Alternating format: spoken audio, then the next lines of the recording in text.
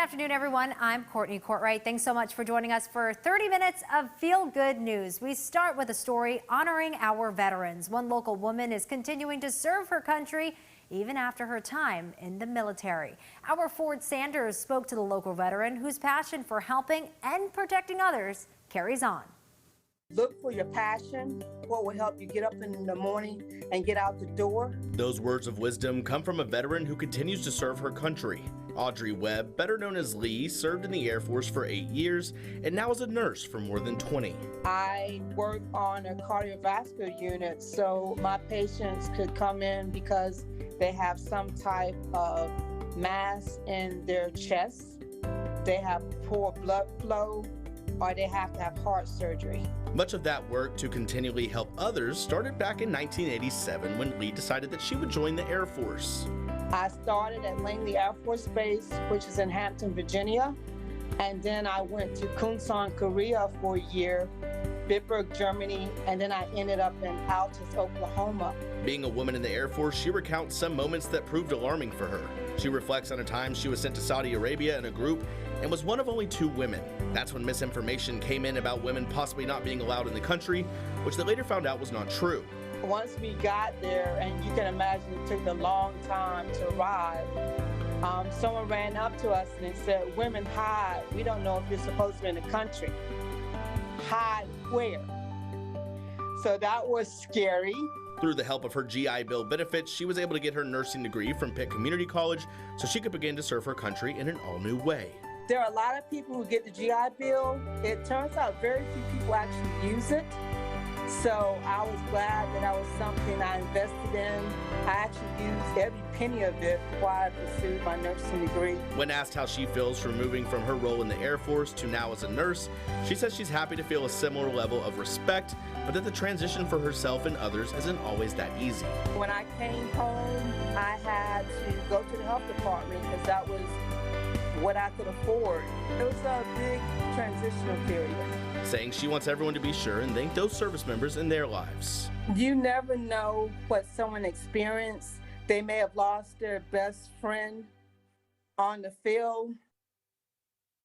And that was Ford Sanders reporting. In Virginia, Coast Guard veteran Jonathan Collins shattered the left side of his body during a mission over a decade ago. He says he broke everything from his ankle to his jaw.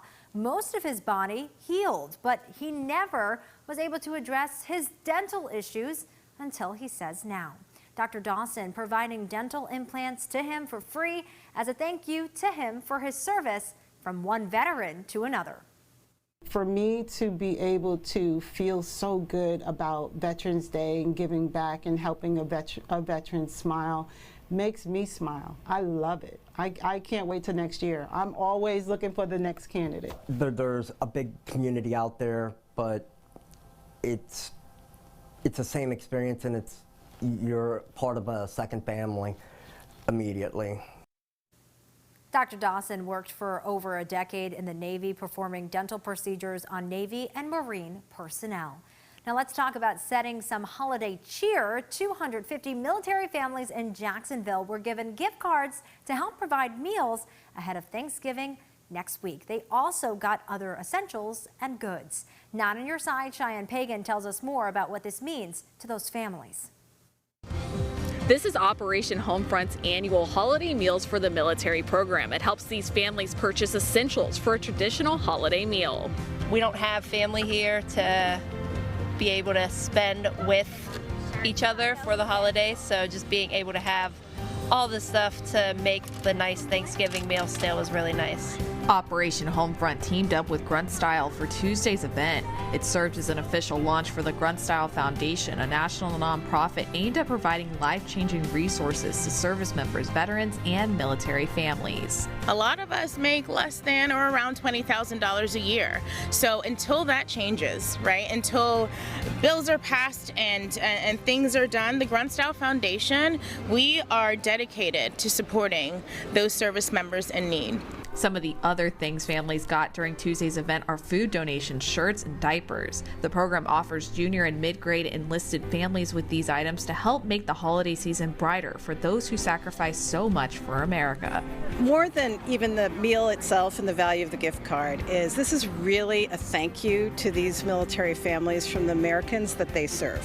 Operation Homefront says they have about 80 more of these events planned across the country in the near future. One local military family explains what this event means to them. Being a military family, we don't have any resources to really help us a lot, so it's nice to have people that you know are there for you when you need them. During this year's program, Operation Homefront will help put meals on the tables of over 15,000 military families nationwide. Reporting from Jacksonville, Cheyenne Pagan 9 on your side. Wow, what an incredible effort. With Thanksgiving less than a week away, pretty soon Christmas will be right around the corner. And this year, Santa wants to make sure he can respond to all the letters from children across ENC. 9 on your side, digital reporter Emily Severage tells us where you can write a letter to Santa. This isn't just any old mailbox. This mailbox goes straight to the North Pole. Just drop off your letters and Santa will respond before Christmas. Santa has placed a special mailbox right here inside Winterville's Town Hall. All you have to do is write your letter to Santa, make sure you have a legible name and return address so you can get your response from Santa in the mail. Just drop them off before 12 p.m. noon on November 30th to give Santa the time to read and reply to each and every letter. Who doesn't like to hear back from Santa, right? Who doesn't like to write to and hear back from Santa? So, I mean, that's the fun thing, just being able to convey those letters to the man in red and get them back for the kids to be able to enjoy. Again, that mailbox is located right here at the Town Hall in Winterville until November 30th. I'm going to go ahead and drop off my letter right here and hopefully get a few things checked off of my list this year. In Winterville, I'm Emily Severage, 9 on your side. If you're driving to Raleigh to catch a flight during the holiday season and Raleigh police, they might pull you over, well, it's not all bad news. The Raleigh Police Department is teaming up with Advance Auto Parts to make our roads safer. Officers will be handing out $25 gift cards to people who might need help replacing bulbs or a broken light. The goal here is fewer tickets and more help to the community. But if we know that there's a need, if we're dealing with somebody who's on a limited income and they say to us, my headlight is out, my tail light is out, and I need some assistance, we're going to pull out these gift cards and say, Advanced Auto Parts is going to help you make this right.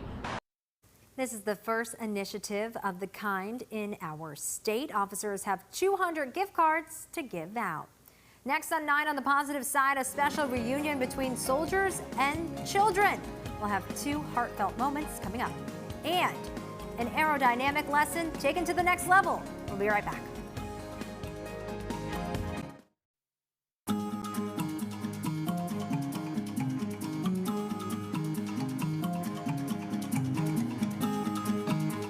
A special reunion in Florida, one that this elementary school student will not forget. Her father deployed for nearly a year, showing up when she least expected it.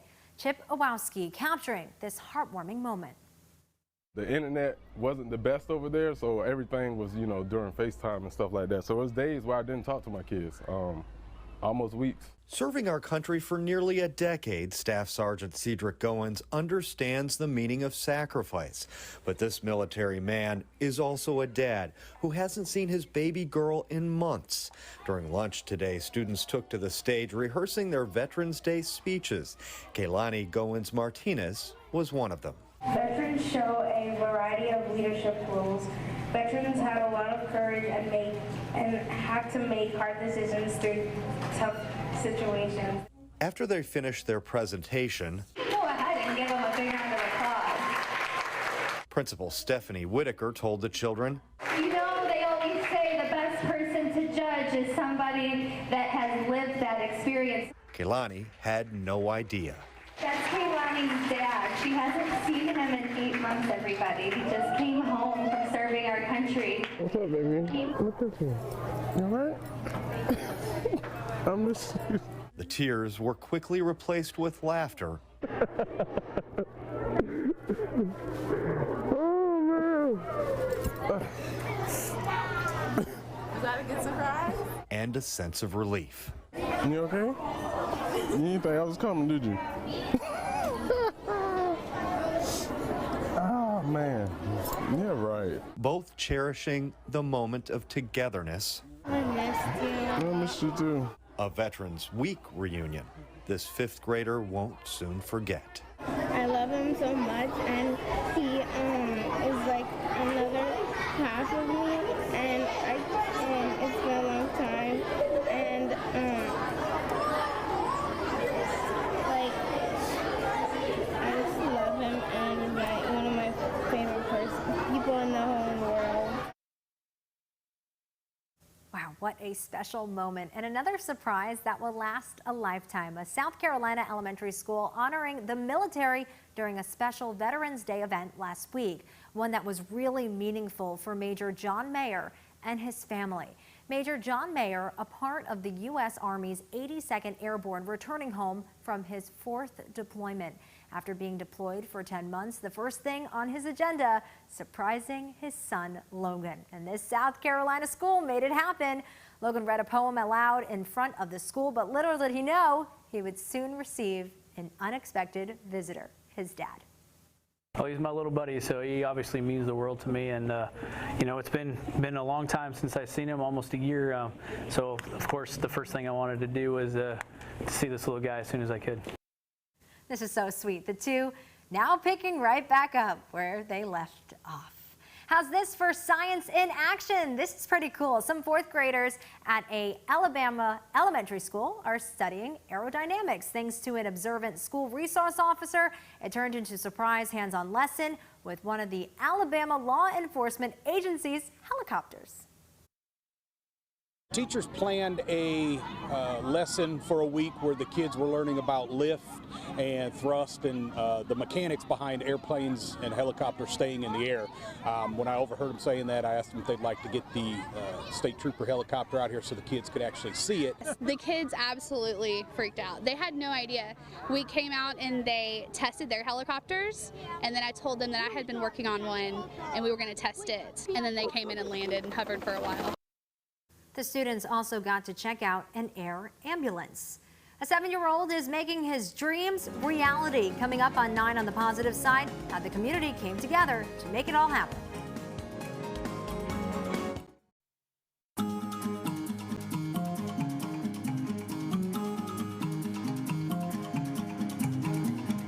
Welcome back to 9 on the Positive Side. A 7-year-old from Michigan has always said he wanted to be a police officer, and last weekend, his dream became reality.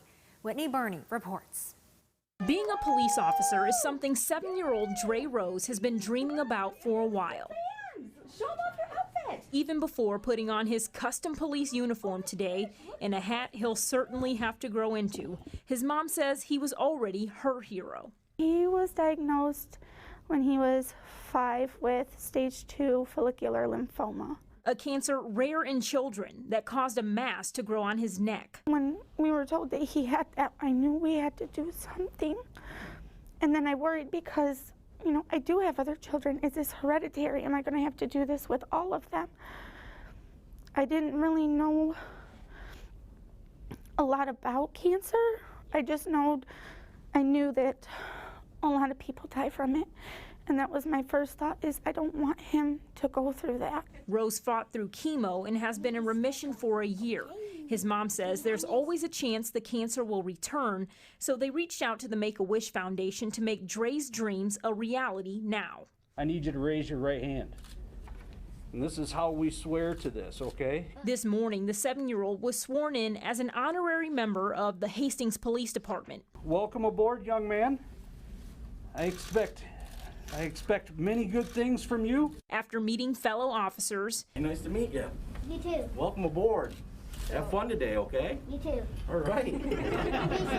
Thank you, you too. In getting a tour of his new stomping grounds, he sat behind the wheel of a patrol car alongside his siblings. His first order of business? Just to see that pure joy and to hear that this is what he wants to do and what he wants to be, and his just those innocent, genuine answers of I want to be an officer to protect the town. It was awesome to see. Another moment his mom says she's proud of. He's a really great kid. He deserves this. After everything he has been through, being so young, he deserves this. And that was Whitney Burney reporting. One of the newest law grads from a Kansas university is just 19 years old. Braxton Morrill graduated from Harvard at the age of 17, and now he's about to get his law degree from Washburn University in Topeka, Kansas. He says he's ready to get out of the classroom and put his knowledge to work. I wouldn't say I'm necessarily a big fan of learning and reading, but it's important, so I'll force myself to eat the vegetables and get it done. He'll get his degree in mid-December. He says he does not know what his next steps will be, but might consider a role in government. Congratulations to him. Now for a story that might appeal to Star Wars fans. Down in South Texas, Rio Grande Valley is now home to the world record's largest Darth Vader collector. Meet Bill McBride. He says from watching the first Star Wars movie, he became love-struck with the popular villain. Now, decades later, he now has more than 70,000 pieces in his Darth Vader collection. You know, there was just a lot that resonated with me about the character. I just thought he was just so cool and so mysterious. I was like, wow, this guy is like so cool. And that was really it. So I was just immediately fascinated with the character. And I think that was the start. Lots of collectibles. McBride says this passion behind his collection, well, it might never die. Knows someone who's doing something good for communities here in Eastern North Carolina? Send your story ideas to the email you see on your screen, newsdesk@WNCT.com. Please put 9 on the positive side in the subject line for us. You can also reach out to me on Twitter or on Facebook with your story ideas. Just ahead on 9 on the positive side, the world's largest orchestra is being assembled for a big performance. I'll tell you where this is all happening next.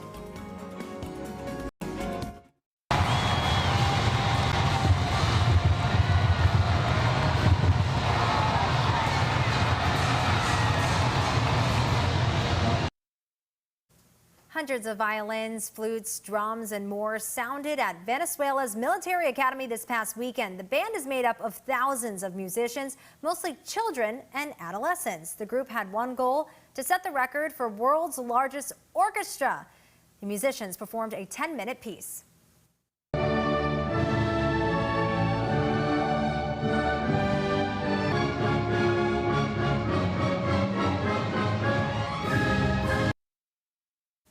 Sound pretty great if you ask me. And get this was all under the eyes of supervisors. Their job was to verify more than 8,097 instruments, all played at the same time. They wrapped up their show with a little fireworks. And that's all the time we have for today. But before we go, we want to show you some newborn lion triplets. This is happening in Germany. They're so cute. Have a great rest of your afternoon, everyone.